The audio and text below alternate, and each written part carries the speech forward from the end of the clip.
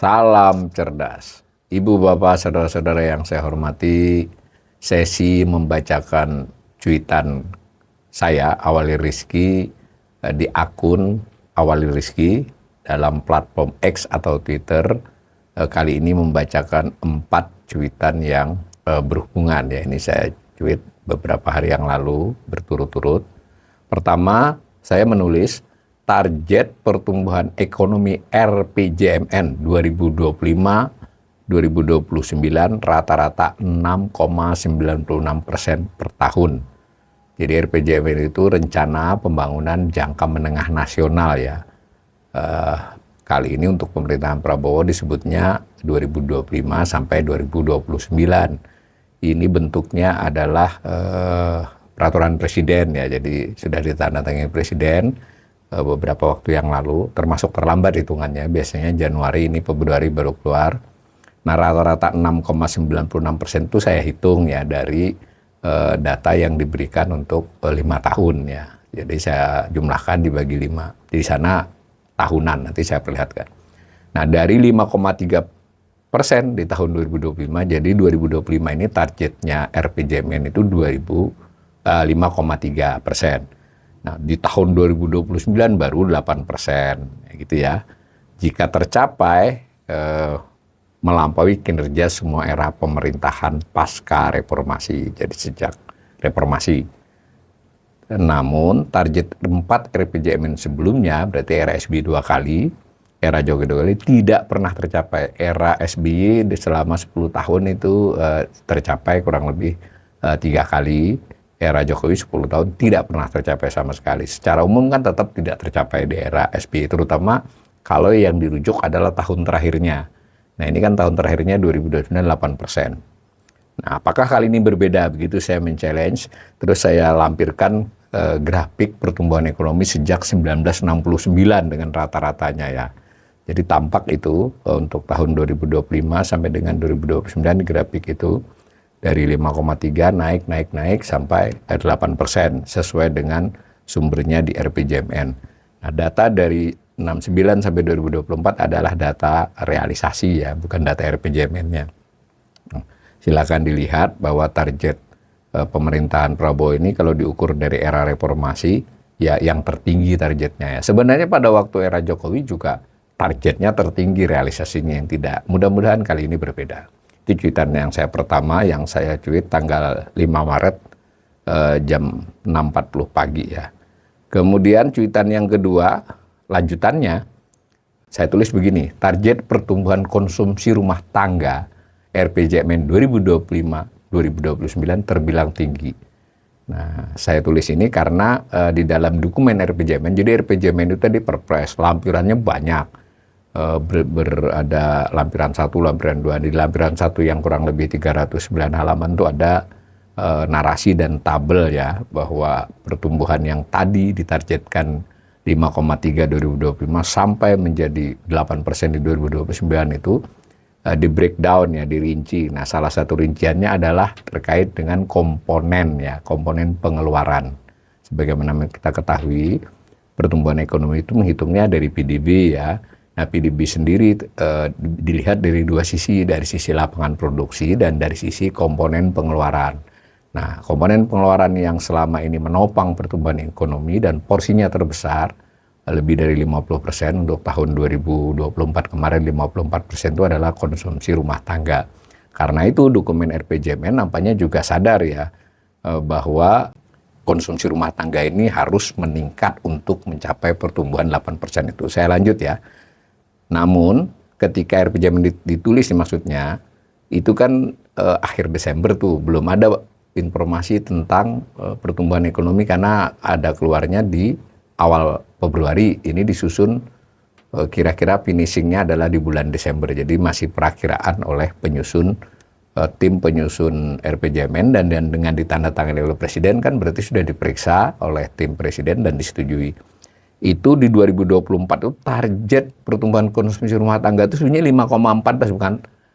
Jadi di bulan Desember saja pemerintah masih penyusun RPJMN masih memperkirakan sepanjang tahun 2024 ini akan 5,14 tumbuhnya. Ternyata hanya 4,94%. Dengan kata lain kan tuh baseline-nya tuh 2024. Nah, 2025 dan seterusnya adalah target. Ya, jadi lebih berat ya. Sedangkan target 2029 itu 7,27%. Jadi berarti konsumsi ini ditargetkan sangat tinggi. Nah, itu saya gambar di situ supaya kelihatan yang 2011 sampai 2024 itu realisasi.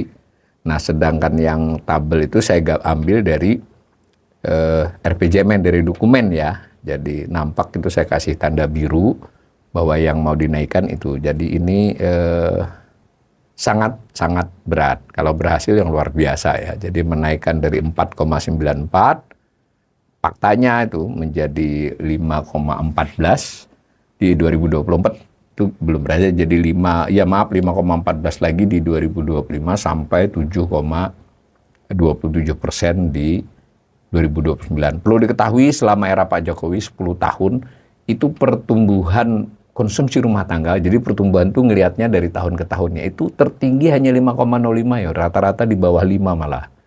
Jadi ini sebuah ambisi yang luar biasa dari RPJMN. Kemudian cuitan ketiga terhubung lagi, tadi kan komponen konsumsi rumah tangga. Di sini saya tulis target pertumbuhan konsumsi pemerintah itu juga terbilang tinggi. Nah, padahal tahun 2024 ini kan didorong oleh Pilpres, Pileg, dan Pilkada. Jadi ketika tadi seperti juga konsumsi rumah tangga, ada baseline memperakirakan selama 2024, waktu ini disusun kan Desember belum ada, itu terpenuhi bahkan melampaui ya. Jadi waktu ditulis itu pertumbuhannya 6,51, ternyata realisasinya 6,61. Jadi lebih tinggi. Tapi ingat 2024 ini terdorong oleh pemilu ya, Pilpres, Pileg, dan Pilkada. Nah, jadi tinggi sekali itu. Nah, sementara target tahun 2029 itu 8,40% dan target tahun 2025 sudah 6,66% ya. Jadi 6,66% ini tahun yang berjalan meningkat, diharapkan meningkat sampai ke 8,40% 2029. Tantangan lain dari ini saya tulis di situ, rencana efisiensi anggaran yang signifikan yang sedang dibicarakan, sedang diproses dan tinggal menunggu dibuat dokumennya, itu kan akan menjadi kendala. Orang konsumsi rumah tangga, konsumsi pemerintah itu dorongannya terutama dari APBN, juga dari APBD ya. Jadi konsumsi pemerintah itu termasuk APBD, kalau bukan hanya APBD seluruh lembaga kenegaraan di luar APBN pun.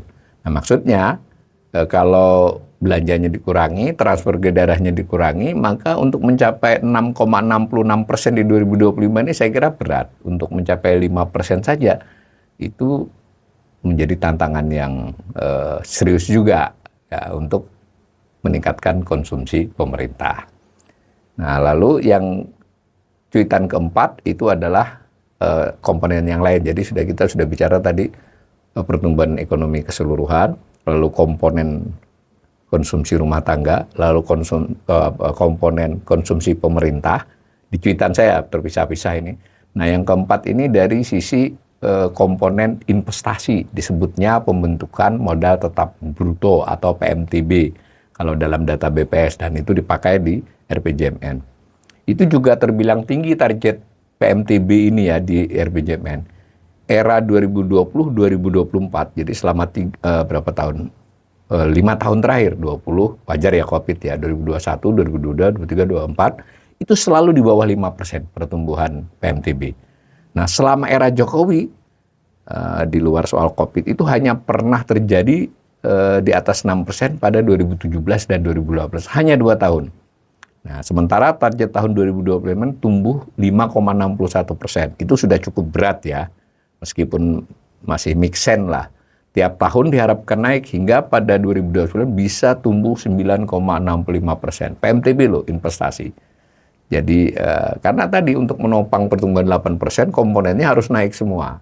Nah, kita silahkan para pemirsa jika ingin mengetahui lebih jauh, bisa mengunduh dokumen-dokumen yang sudah secara resmi keluarkan ya melalui apa itu Perpres ya, saya lupa nomornya berapa, ketik aja Perpres tentang RPJMN. Nah, saya di 4 cuitan berturut-turut ini mengutip pertumbuhan ekonomi, target pertumbuhan ekonomi, lalu 3 komponennya. Nanti di cuitan-cuitan mendatang saya akan kupas satu-satu bagian dari RPJMN ini. Mudah-mudahan cuitan saya berguna, dan bagi ibu, bapak, saudara-saudara yang belum memfollow, saya sangat berharap bisa mengikuti cuitan saya, Twitter saya